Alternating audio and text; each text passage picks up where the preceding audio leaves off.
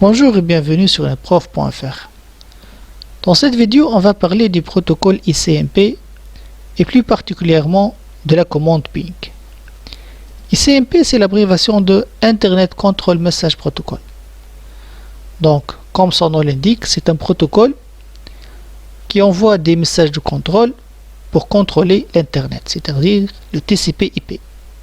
Je vous rappelle que TCP/IP utilise un modèle en 4 couches. Et dans chaque couche, on trouve un ensemble de protocoles. D'accord? Ces protocoles qui fonctionnent ensemble avec l'encapsulation et désencapsulation. Maintenant, quelqu'un pourrait se poser la question, le ICMP, il se trouve au niveau de quelle couche? En fait, on peut dire que le ICMP se trouve entre la couche Internet et la couche transport. D'abord, il n'est pas dans la couche Internet puisqu'il est encapsulé dans un paquet IP. D'accord? C'est pourquoi certains disent qu'il est un peu au-dessus du IP parce qu'il est déjà encapsulé dans une entête IP. Et on ne peut pas aussi le placer dans la couche transport puisqu'il ne transporte pas vraiment des données utiles de la couche application. D'accord? C'est pourquoi il est un peu au milieu. Donc, si vous voulez, quand on voit ici le message ICMP, on le voit encapsulé dans une entête IP. D'accord? Maintenant, si on voit un peu de détails sur ce message ICMP, donc on trouve qu'il est identifié par 2 octets, type et code. D'accord? On trouve un checksum. Et puis le reste de l'entête, ça va contenir des informations nécessaires pour contrôler le IP, s'il le faut. On va voir plus de détails sur ça. D'accord, maintenant quand on dit contrôle, en fait il y a 2 types de messages de contrôle. Il y a les messages de contrôle qui demandent des informations. Mais attention, on ne demande pas l'information à l'utilisateur final qui est assis devant l'écran. On demande une information à l'un des protocoles de la couche TCP/IP. D'accord? Donc c'est quelque chose qui est purement réseau. Ou bien ça peut être un message de contrôle pour reporter un problème, pour signaler qu'il y a une erreur quelque part dans le fonctionnement des protocoles. Prenons des exemples. Donc dans la famille qui demande des informations, on peut trouver echo request, echo replay, timestamp request, timestamp replay, etc. Et vous voyez bien que chaque message est identifié par un type et un code. D'accord? Même chose pour la famille des problèmes qui reportent un problème. Pardon, pour la famille des messages qui reportent un problème. Donc, par exemple, on trouve destination non joignable, redirect, etc. Alors, dans cette vidéo, on va s'intéresser à quelques messages ICMP. On ne va pas voir tous les messages, on va voir les plus importants.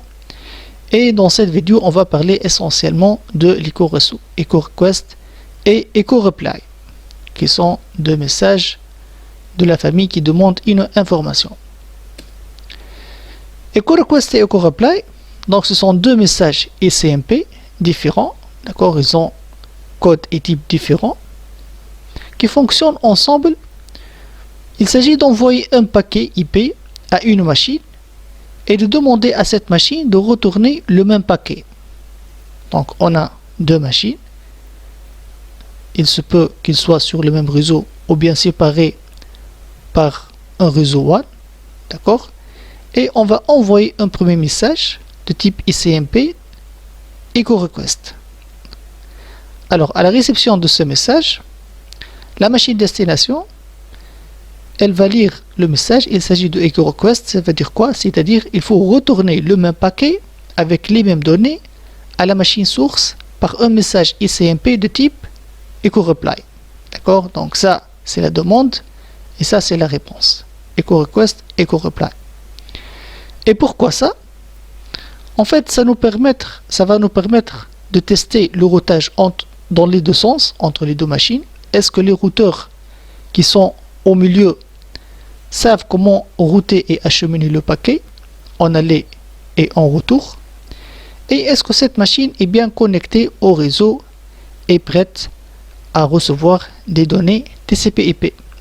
D'accord? Donc c'est purement pour des raisons de test. Comment va-t-on utiliser ces deux messages pour faire le test? On a inventé un petit programme, une petite commande qui s'appelle ping, la fameuse commande ping, d'accord? Par exemple, donc vous pouvez ouvrir la fenêtre commande de votre machine et écrire ping, puis l'adresse IP. Ça, c'est l'adresse IP de la machine que vous voulez pinguer, c'est-à-dire à laquelle vous voulez envoyer un echo request. Donc cette machine va recevoir l'echo request et elle va retourner le même message par un echo reply, par une réponse. Donc qu'est-ce qu'on voit ici? Par exemple, on va voir pinging 10, 110, 100, 200. Donc là, je suis en train de pinguer cette machine avec 32 octets. 32 octets de données. Donc ici, je suis en train d'envoyer 32 octets à cette machine et je demande à cette machine de me retourner le même message. Alors, vous pouvez changer ce paramètre. Vous pouvez augmenter le nombre de données à envoyer en utilisant l'option "-l", L comme length.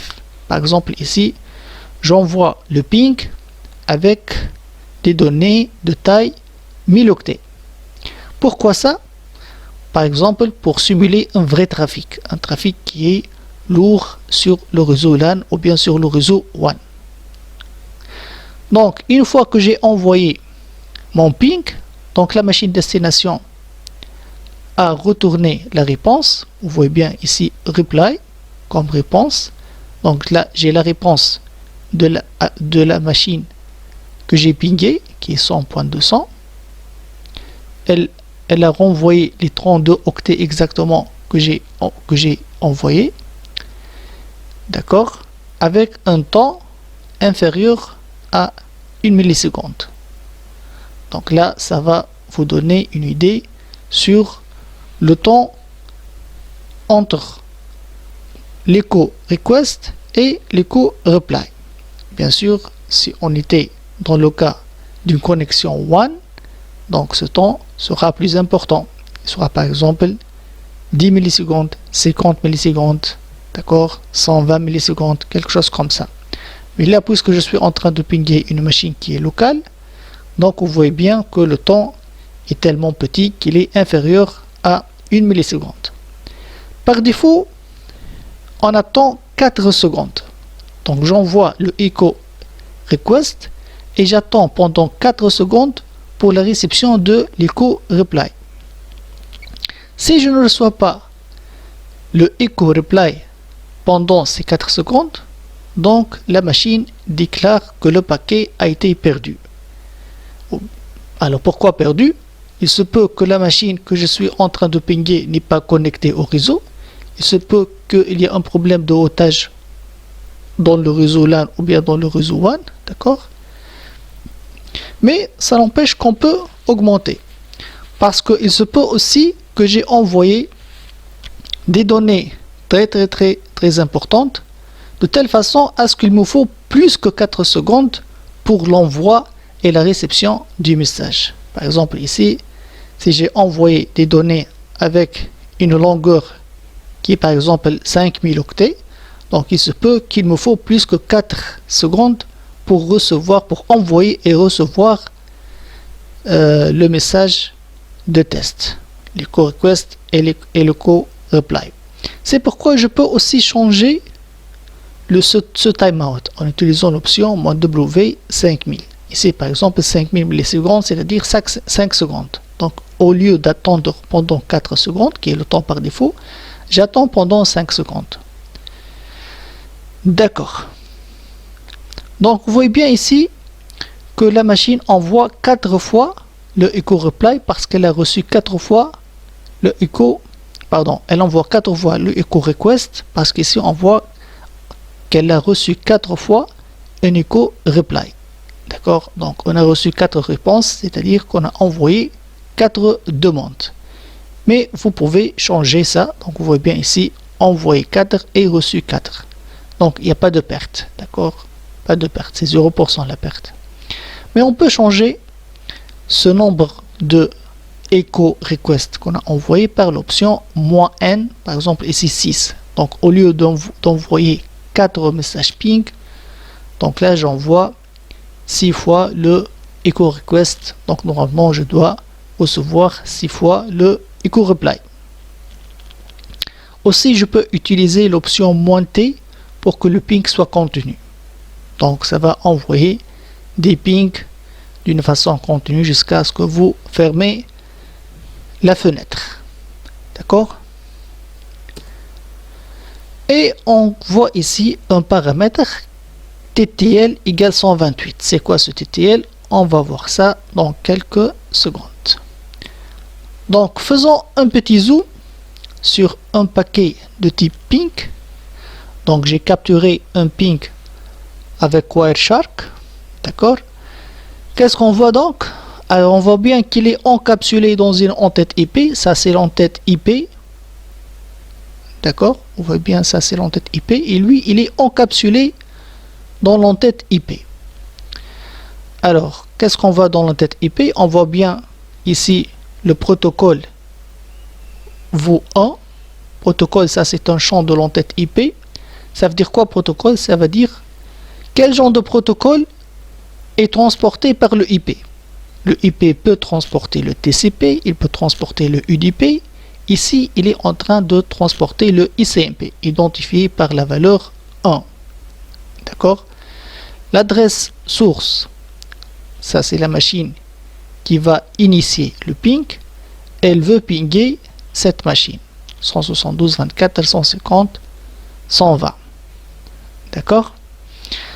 Alors maintenant, si on va voir l'entête de le ICMP de l'echo request, donc on voit bien ici type 8 code 0, ça veut dire echo request, ping, et on voit ici quelques informations pour identifier ce message ping, pour qu'après à la réception de l'echo reply, je peux savoir que ce echo reply correspond à ce ping et pas à un autre message de ping.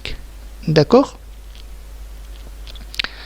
Maintenant, si vous vous rappelez, on a dit qu'on envoie par défaut 32 octets. Quelqu'un pourrait se dire, mais qu'est-ce qu'on envoie vraiment comme données dans ces 32 octets? En fait, si vous allez voir ici dans Data les données, vous allez voir que il envoie A, B, C, D, E, F, G, H, donc c'est de l'alphabet. Donc il envoie des lettres comme ça, rien que pour remplir le champ donné. Donc si vous allez compter, vous allez trouver 32 lettres ici, 32 octets. D'accord? Chaque lettre correspond à un octet. Et on retrouve ici le time to live. C'est quoi ce time to live? En fait, c'est le TTL qu'on a déjà vu dans le diapositive précédent. Alors, on va voir ce que c'est que ce time to live. Donc, a priori, il s'agit d'un champ dans l'entête de IP. Mais à quoi sert ce time to live? On va voir ça. Donc, le TTL, comme time to live, il permet d'éviter les boucles de routage. Ça veut dire quoi ça? Supposons qu'on a une machine 192.168.1.1 qui veut envoyer un message TCP/IP vers une destination quelconque, par exemple 13.2.66.10. Donc ce PC, il va envoyer le message vers la passerelle qui est le routeur R1. Le routeur R1, normalement, il doit envoyer le message au routeur R2. Il va router le message vers R2.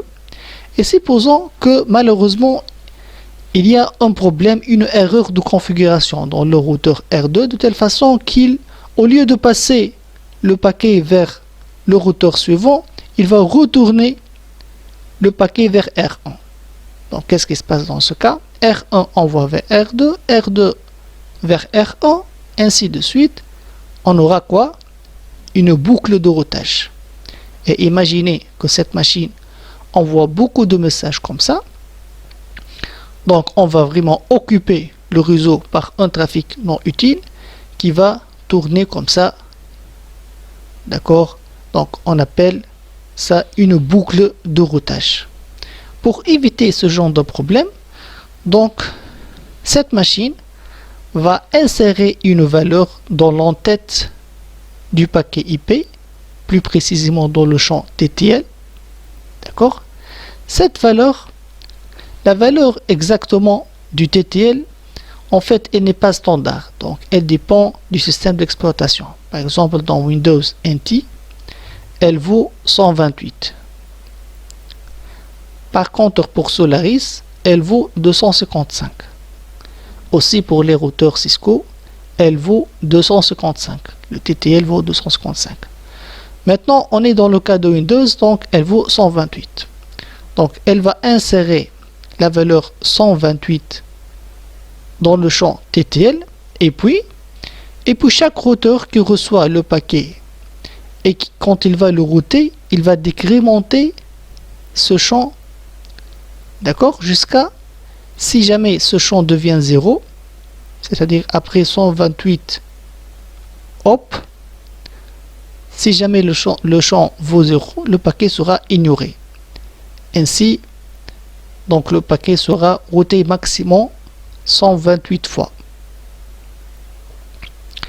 Donc, ça va nous permettre d'éviter les boucles de routage. Donc, pour résumer, le TTL, c'est un champ dans l'entête IP. Chaque fois que le paquet est routé par un routeur, il est décrémenté par 1. D'accord? Si jamais il y a une boucle, donc automatiquement, ça va diminuer jusqu'à arriver à 0. Quand ce champ devient 0, le paquet sera ignoré. Ainsi, le paquet sera mort et on n'aura pas de boucle de routage. Donc, pour revenir à notre exemple, on a ici le TTL 128, c'est-à-dire la réponse qui vient de 10, 110, 100, 200. Dans cette réponse, au niveau de l'entête IP, le TTL vaut 128. D'accord? Question. Là, pour finir, je vais poser cette question. Est-ce que la machine qui a fait ce ping se trouve sur le même réseau LAN de la machine pingée? Ça veut dire quoi? Ça, c'est la machine que je suis en train de pinguer. 10, 110, 100, 200. D'accord? Maintenant, je suis en train de faire le ping à partir d'une autre machine. A priori, je ne connais pas l'adresse IP de cette machine, n'est-ce pas? Mais là, on vous demande, est-ce que cette machine, est-ce qu'elle se trouve sur le même réseau LAN que celle à droite, ou bien sur un autre réseau WAN, d'accord, qui est assez éloigné de ce réseau? Comment peut-on savoir ça? L'idée, c'est de jouer sur le champ TTL. En fait, on sait que cette réponse arrive ici avec un TTL 128. D'accord? On voit bien ici que la réponse arrive à notre machine à gauche avec un TTL 128. Est-ce qu'on sait la valeur initiale du TTL? Oui, s'il s'agit d'une machine Windows, donc je suppose que c'est une machine Windows, la valeur initiale est bien 128. C'est-à-dire que le paquet, il n'a pas été routé, n'est-ce pas? Parce que si jamais il a été routé, le TTL va diminuer au moins par 1. S'il y a ici un seul routeur, donc je vais recevoir ici le TTL 127. D'accord? S'il y avait ici deux routeurs, donc je vais reçu ici la réponse avec TTL 126. Mais là, je reçois le TTL avec la valeur d'origine, 128. C'est-à-dire qu'il n'y a aucun routeur qui sépare ces deux machines. Donc, ces deux machines sont bien sur le même réseau LAN. D'accord? Il n'y a pas de routeur, donc c'est pas un réseau WAN. Voilà, ainsi dans cette vidéo, on a parlé du ping. En fait, le ping, c'est une commande qui utilise les deux messages ICMP request et ICMP reply pour tester la connectivité entre deux machines quelconques. On a vu les options possibles pour changer le nombre d'octets, pour changer donc le temps, le timeout, et on a parlé du TTL. Je vous remercie pour votre attention. Merci et au revoir.